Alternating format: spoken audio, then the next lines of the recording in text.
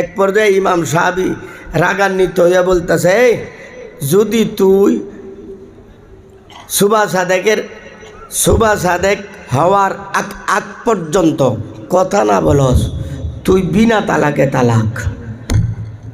তো বিনা তালাকে তালাক দিলে এক তালাকের জি হবে, মাসলা হলো এটা।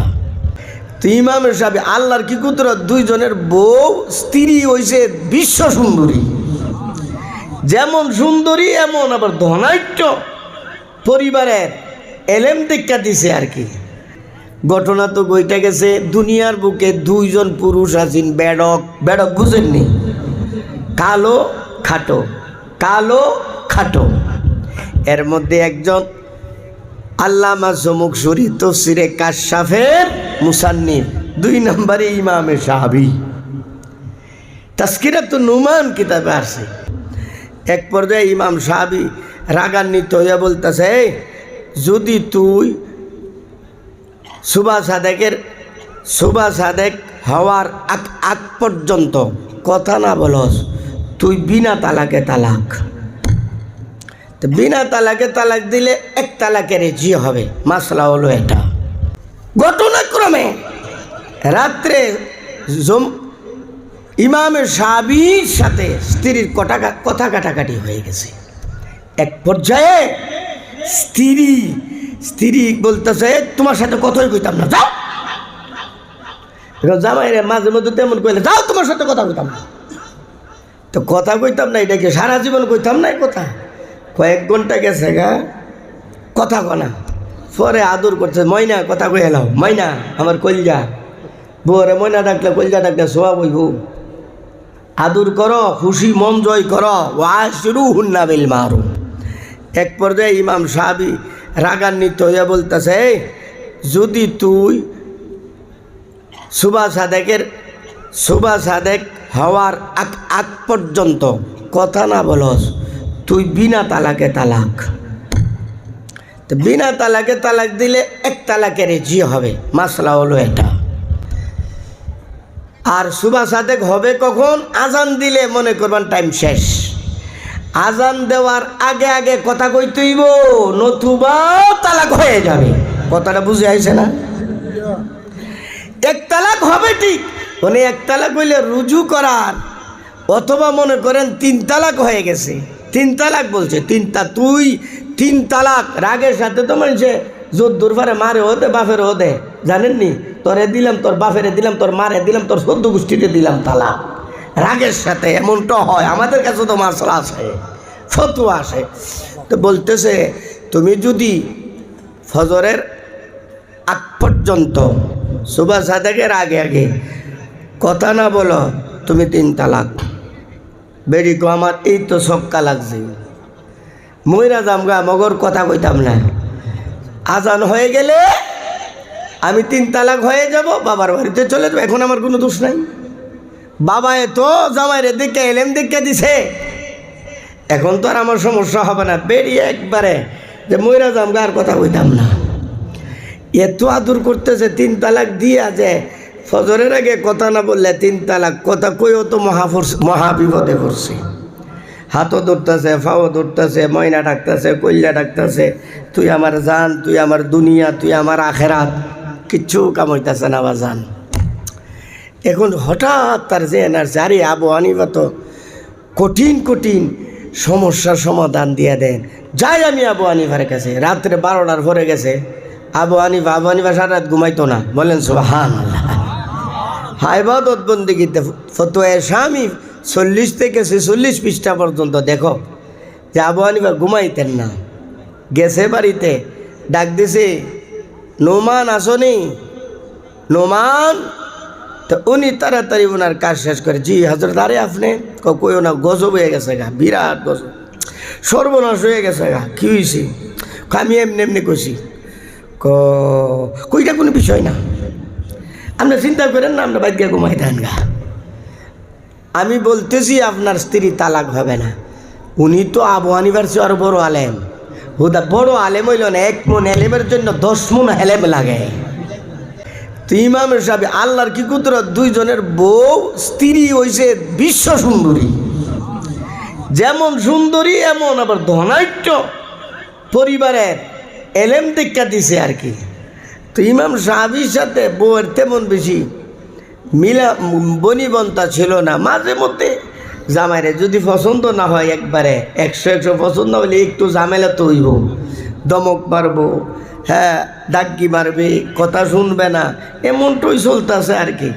জমুকসুরি যে আছে, জমুকসুরির বউ এডো হই বাজার। জমুকসুরি একবার গড়ে গে, জমুকসুরির শ্বশুর ছিল বিরাট শিল্পপতি। কষ্ট হইতেছে আপনাদের? হজরত আল্লামা জমুকসুরি ঘরে ঢুকলেন। উনি সর্বপ্রথম তফসিরে কোরআন লেখেন, তফসিরে কাশাফ। প্রথম আরবি তফসিরের মধ্যে উল্লেখযোগ্য এই আরবি তফসির, কোরআনের ব্যাপার, কোরআনের পাখি যাকে বলা হতো, অক্ষরে অক্ষর, প্রতিটা অক্ষরে অক্ষরে তিনি কি করছেন? তফসির করছেন। আল্লামা জারুল্লাহ জমুকসুরি উনি একবার ঘরে গেছে, ঘরে গিয়ে দেখে স্ত্রী কোরআন পড়তেছে, মজাক করে বলতেছে, কোরআন ফরজ বুঝস গুড়ার ডিম, মানে তুতা ফাঁকির মতো, শুধু কোরআন ফরজ বুঝস না তো কিচ্ছু, মজাক করে কইছে স্বামী স্ত্রীর মধ্যে যেমন মজা। তো স্ত্রী বলতেছে, আমার যদ্দুর বুঝার দরকার আমি বুঝে আলাইছি, তোমার তো বুঝন লাগতো না। আরে কি বুঝছস?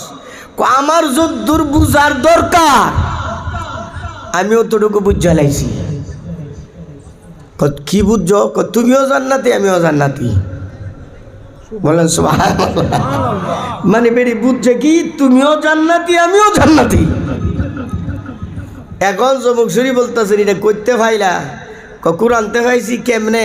কোরআন বইরা বুঝছি, ধৈর্য ধারণ করলে আল্লাহ জান্নাত দেব, আর শুকরিয়া আদায় করলেও আল্লাহ জান্নাত দেবেন। আমার মতো সুন্দরী, রূপসী, বুদ্ধিমতী এবং ধনাঢ্য বাবার মেয়েকে তুমি ভাইয়া, তুমি যে শুকরিয়া আদায় করো এটা আমি ভালোভাবে জানি। রাতে শেষে তুইটা যে কান্দা যে মুসল্লা বিজয় দাও, আমার সামনে তো শুকরিয়া আদায় করো, আর শুকরিয়া আদায় করলে আর আমার নাম লইয়া যে দোয়া করো, আমিও কিন্তু জানি। বলেন না সুবহানাল্লাহ। তো শুকরিয়া আদায় করার কারণে তুমি জান্নাতি, আর তোমার মতো বেডকে জামাই ভাই আমি যে ধৈর্য ধারণ করে তোমার ভাত খায়া যাইতেছি, এই কারণে আমিও জান্নাতি। হ্যাঁ, ইমাম সাহাবীর গঠন হইল ব্যতিক্রম। ওনার বউ তো সাইতাছে যাইব গা, খাইতো না, বউ ভাত খাইতো না। এখন সুযোগ না, আগে তো ভাই ডিভোর্সের কোনো ব্যবস্থা আছে না, ডিভোর্স তো হেঁটে ঘরে বাইরে হয়েছে, ঠিক না? জামাই তালাক না দিলে যাইতে পারতো না। হ্যাঁ, আর খোলা করতোই না জামাইরা। ঘটনাক্রমে রাত্রে ইমামের সাহাবীর সাথে স্ত্রীর কথা কাটাকাটি হয়ে গেছে। এক পর্যায়ে স্ত্রী বলতেছে, তোমার সাথে কথাই কইতাম না, যাও। জামাইরে মাঝে মধ্যে তেমন কইলে, যাও তোমার সাথে কথা কইতাম না। তো কথা কইতাম না এটাকে সারা জীবন কইতাম না, কথা কয়েক ঘন্টা গেছে গা, কথা কনা। পরে আদর করছে, ময়না কথা কই এলাও, ময়না আমার কলজা। বউরে ময়না ডাকলে, কলজা ডাকলে সোয়া বইব। আদর করো, খুশি মন জয় করো, ওয়াশরুহুন্না বিল মারুফ। এক পর্যায়ে ইমাম সাহাবী রাগান্বিত হইয়া বলতেছে, যদি তুই সুবা সাদেক হওয়ার আগ পর্যন্ত কথা না বলস, তুই বিনা তালাকে তালাক। তো বিনা তালাকে তালাক দিলে এক তালাকের জি হবে, মাসলা হলো এটা। আর সুবা সাদেক হবে কখন? আজান দিলে মনে করবেন টাইম শেষ। আজান দেওয়ার আগে আগে কথা কইতে হইব, নতুবা তালাক হয়ে যাবে। কথাটা বুঝে আইছে না? এক তালাক হবে ঠিক, মানে এক তালাক হইলে রুজু করার, অথবা মনে করেন 3 তালাক হয়ে গেছে, 3 তালাক বলছে, তুই 3 তালাক। রাগের সাথে তো মানুষে যদ্দুর পারে মারে হতে বাপের হতে, জানেননি? তোরে দিলাম, তোর বাপেরে দিলাম, তোর মারে দিলাম, তোর 14 গোষ্ঠীতে দিলাম তালাক। রাগের সাথে এমনটা হয়, আমাদের কাছে তো মাসলা আছে, ফতোয়া আছে। তো বলতেছে, তুমি যদি ফজরের আগ পর্যন্ত, সুবা সাদেকের আগে আগে কথা না বলো, তুমি 3 তালাক। বেড়ি কো আমার এই তো সক্কা লাগছে, মইরা জামগা মগর কথা কইতাম না। আজান হয়ে গেলে আমি 3 তালাক হয়ে যাব, বাবার বাড়িতে চলে যাবো, এখন আমার কোনো দোষ নাই। বাবায় তো জামাইরে দেখে এলেম দেখে দিছে, এখন তো আর আমার সমস্যা হবে না। বেরিয়ে একবারে যে মইরা জামগা আর কথা কইতাম না। এত আদর করতেছে, 3 তালাক দিয়া যে ফজরের আগে কথা না বললে 3 তালাক কথা কইও তো মহা বিপদে পড়ছে। হাতও ধরতেছে, ফাও ধরতেছে, ময়না ডাকতেছে, কইলা ডাকতেছে, তুই আমার জান, তুই আমার দুনিয়া, তুই আমার আখেরাত, কিচ্ছু কামাইতেছে না আমার জান। এখন হঠাৎ তার যে এনার্জি, আরে আবু হানিফা তো কঠিন কঠিন সমস্যার সমাধান দিয়ে দেন। যাই আমি আবু হানিফার কাছে, রাত্রে 12টার পরে গেছে আবু হানিফা সারা রাত ঘুমাইতো না, বলেন সুবহানাল্লাহ। ইবাদত বন্দেগীতে ফতোয়া স্বামী 40 থেকে 46 পৃষ্ঠা পর্যন্ত দেখো যে আবু হানিফা ঘুমাইতেন না। গেছে বাড়িতে, ডাক দিছে, নোমান আসনি? নোমান? তো উনি তাড়াতাড়ি ওনার কাজ শেষ করে, জি হজরত। আরে আপনি? কইও না, গজব হয়ে গেছে গা, বিরাট গজব, সর্বনাশ হয়ে গেছে গা। কী হয়েছে? আমি এমনি এমনি কইছি। কইটা কোনো বিষয় না, আপনার চিন্তা করেন না, আমরা বাইকে ঘুমাই দেন গা। আমি বলতেছি আপনার স্ত্রী তালাক হবে না। উনি তো আবু হানিফার চেয়ে আরো বড় আলেম। হুদা বড় আলেম হইল না, 1 মন এলেমের জন্য 10 মন এলেম লাগে। প্রথম যে কথা কইছি একটা আপনার অপ্রাসঙ্গিক, আমি একটা মাসলা একজনের বলছি যে হযরত মাসলাটা আসলে এমন না। আগে আমি পাগড়ি বাঁধতাম এইভাবে, এটা একটা সুন্দর দেখা যাইতো, এই দেখছেন নি হাঁটলে,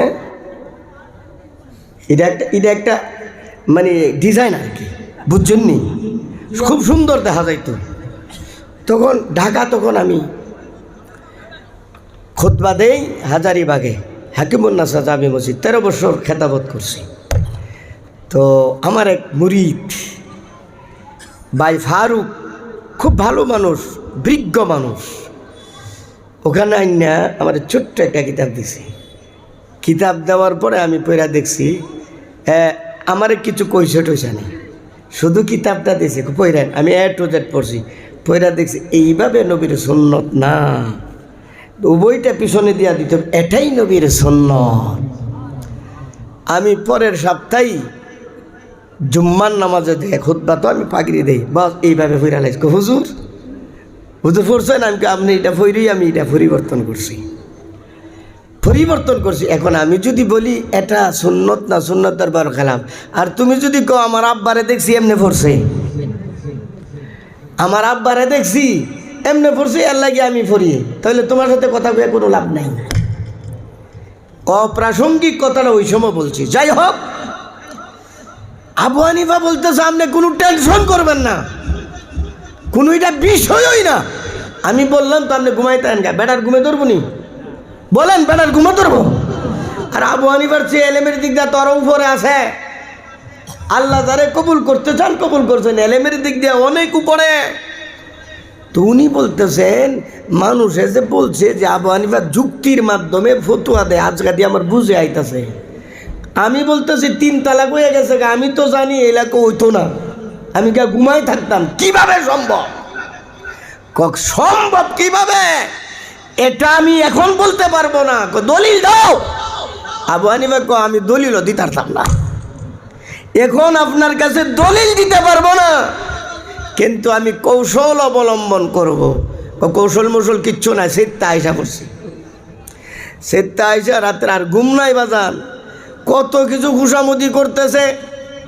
বেড়ি তো আর কথা কয় না, দুজনে সজাগ। ইমামে আবু হানিফা রহমতুল্লাহ আলাইহি রাত্রে 3টা বাজে চলে গেছেন।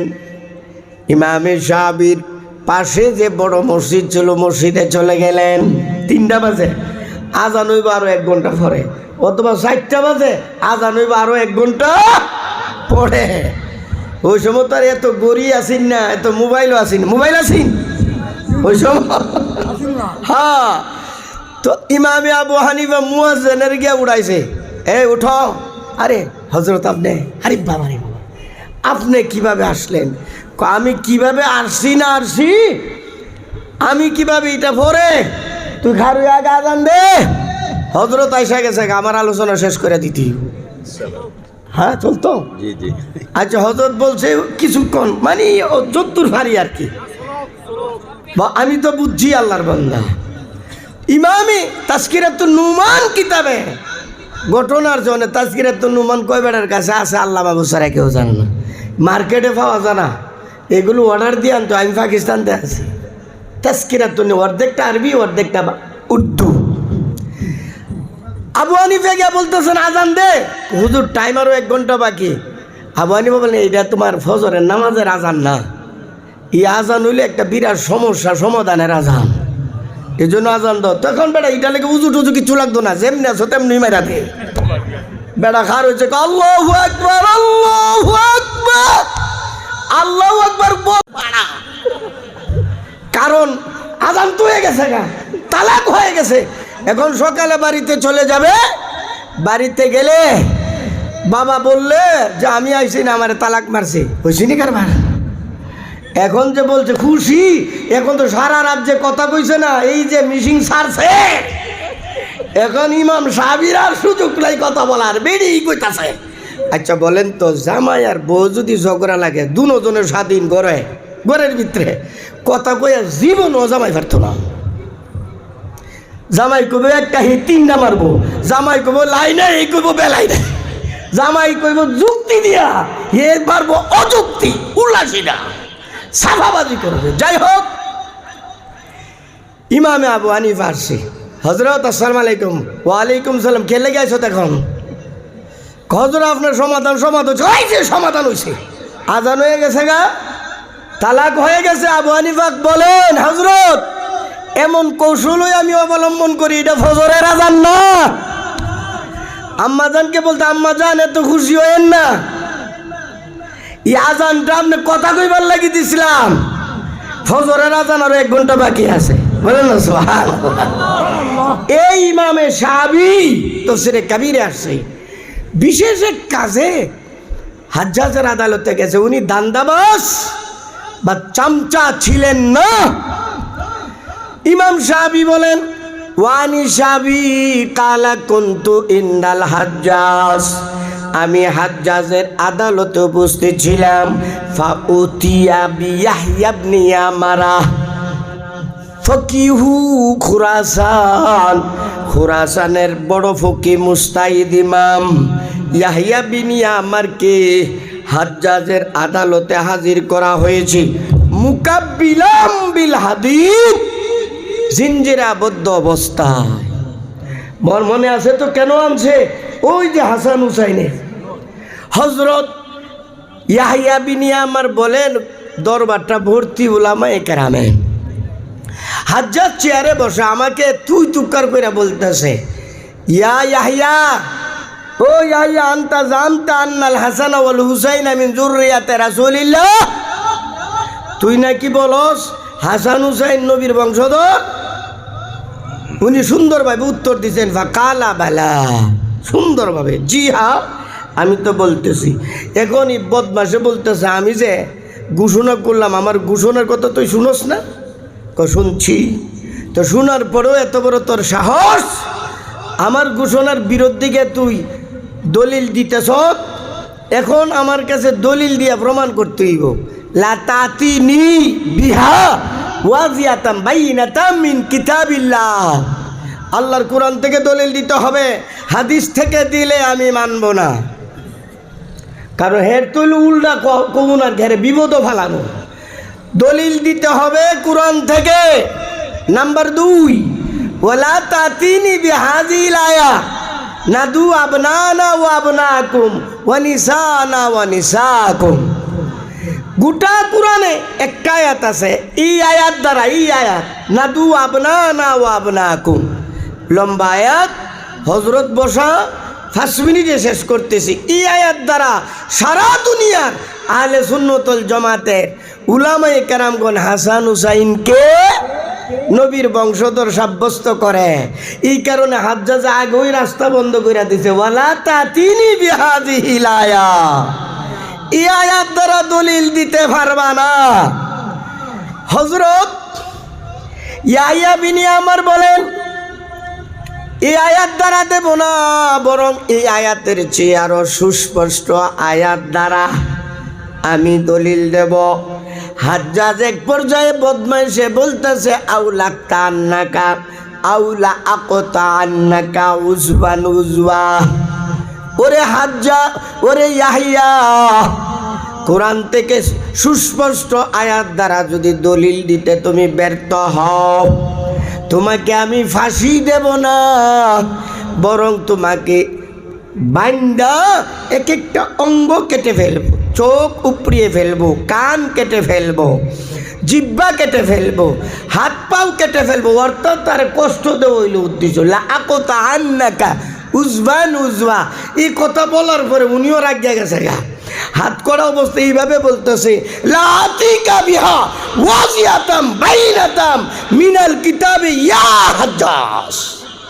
হাত করা লাগানো তো এই শাহাদত আঙ্গুল হাত করা লই ওই উপরে নিচে গয়ে হাজ্জাজ, কোরআন থেকে আমি সুস্পষ্ট দলিল দিয়া প্রমাণ করব।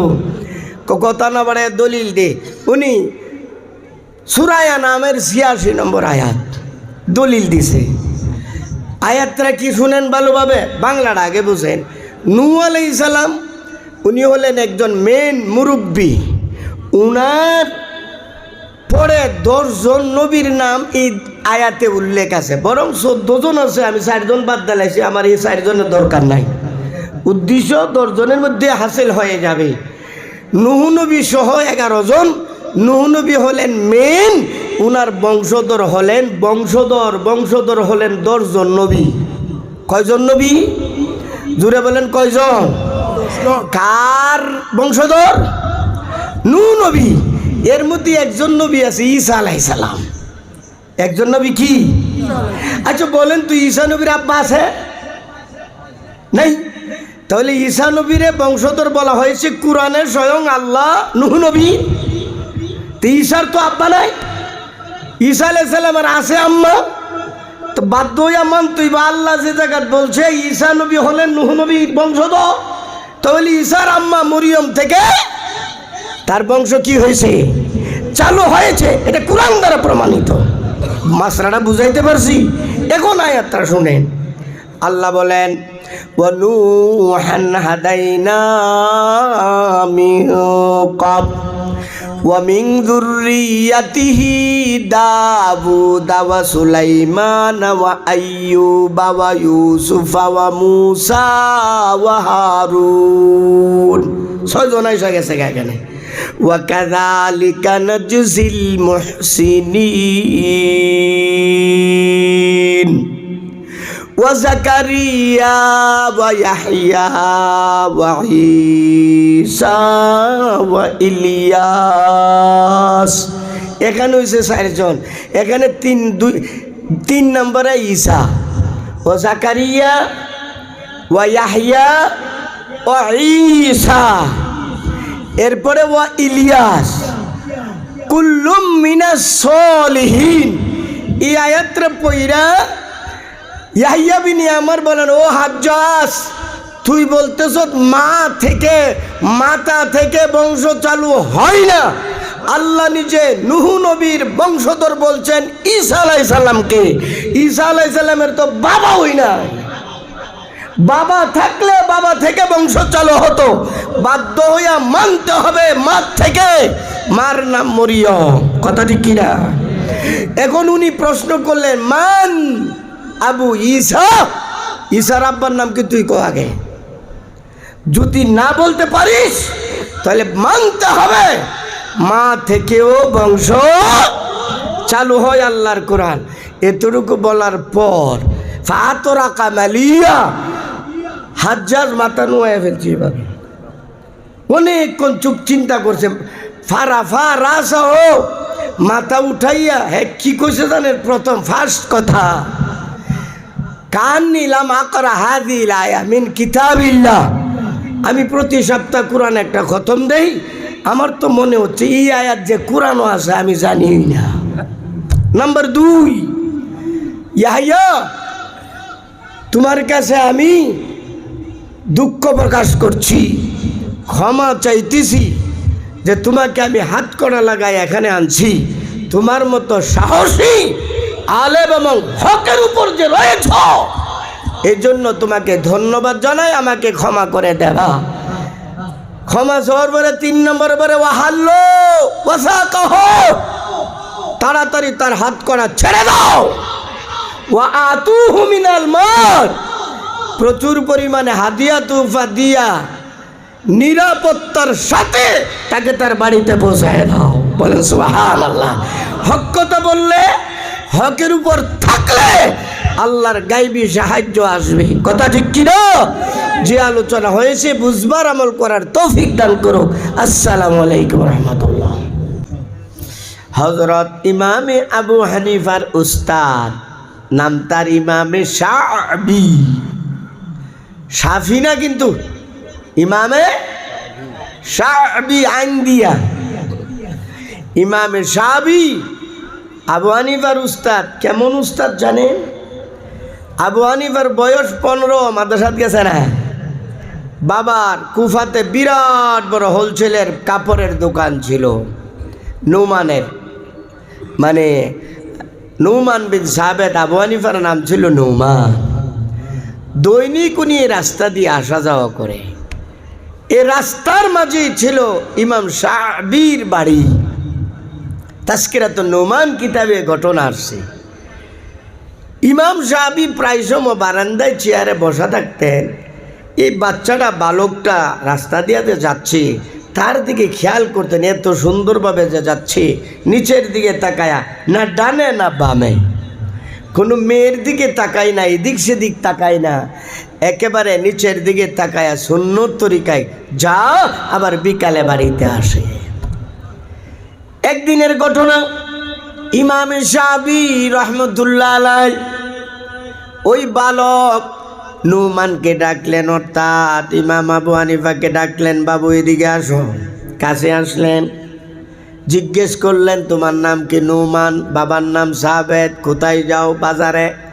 কি করো? বাবার ব্যবসা আছে কাপড়ের, ওখানে ব্যবসাতে বসি। তখন ইমাম শাফি বলেছিলেন, তোমার ললাট মুবারকে, তোমার কপালে আমি এলেমের নূর দেখতে পাচ্ছি। তুমি ব্যবসা ছাইরা মাদ্রাসায় চলে যাও, তুমি যুগ শ্রেষ্ঠ একজন বড় আলেম হইবা, আল্লাহওয়ালা তুমি হইবা। তোমার কপালে আমি এলেমের নূর ঝলমল করতেছে দেখতে পাচ্ছি। এই ঘটনা শুনে, তার কথা শুনে ইমাম আবু হানিফা বলেন, আমি মাদ্রাসায় চলে গেছি, আর দোকানে যাই নাই। এখন বুঝেন তো উস্তাদটা কেমন? প্রথম উস্তাদ। কষ্ট হইতেছে আপনাদের বাজার? হ্যাঁ, প্রথম উস্তাদ। এই উস্তাদের একটা মজার ঘটনা তাজকিরাতুন নৌমান কিতাবেই আসছে। মানুষ যত বড় হয় তার হিংসুক বাইরা জাগা বাড়ে কিনা, বলেন না? ইমাম আবু হানিফা রহমতুল্লাহ আলাইহি এত বড় হচ্ছেন, মাসলা যে দে, আল্লাহু আকবার, এই মাসলার কেউ আর উল্টাইতে পারে না। অনেক সময় মজলিসের মধ্যে তর্ক বিতর্ক, আবু হানিফার মাসলা গিয়া সর্বশেষে মজবুত হয়। হিংসুকরা বাইরে গেছে গা। এই হিংসুকরা গিয়া ইমামে শাফি, উনার যে উস্তাদ, সাংঘাতিক মহব্বত করতেন, মান্য করতেন, উস্তাদের কাছে গিয়া অভিযোগ করছে, আমনের যে ছাত্ররা আবু হানিফা, এই নৌমান উল্টা সিধা ফতুয়া দেয়, আপনি না করেন রে।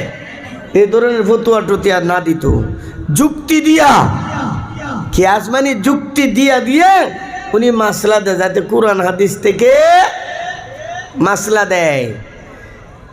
যেহেতু উনার ছাত্র সরাসরি পড়ে নাই, সরাসরি না পড়লেও উস্তাদের চেয়েও সম্মান উনাকে করে, উনার কথার দ্বারা উনি মাদ্রাসাত গেছে।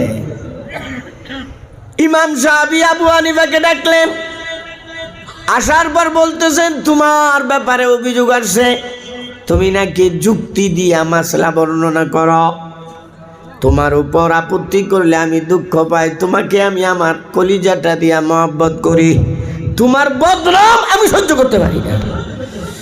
আবু হানিফা বললেন, হযরত আমি তো যুক্তি তো দেই নাই, কৌশল অবলম্বন করি কোরআন হাদিসকে সামনে রেখে, কোনো কৌশল টোশল না, তুমি ডাইরেক্ট কোরআনে যেমনে আছে হাদিসে যেইভাবে আছে সেইভাবে মাসলা দিবা, কোনো হেকমত বা কৌশল অবলম্বন করবা না। জি হযরত ঠিক আছে, অসুবিধা নাই। উনি চলে গেলেন। ঘটনা তো বইতে গেছে, দুনিয়ার বুকে দুইজন পুরুষ আছেন বেড়ক। বেড়ক বুঝেননি? কালো খাটো, কালো খাটো। এর মধ্যে একজন আল্লামা জমুকসুরি তফসিরে কাশাফের মুসান্নিফ, 2 নম্বরে ইমামে সাহাবী, তাজকিরাতুন নুমান কিতাবে আছে। তো ইমামে সাহাবী আল্লাহর কি কুদরত, দুইজনের বউ স্ত্রী হইছে বিশ্ব সুন্দরী, যেমন সুন্দরী এমন আবার ধনাঢ্য পরিবারের, এলেম দীক্ষা দিছে আর কি।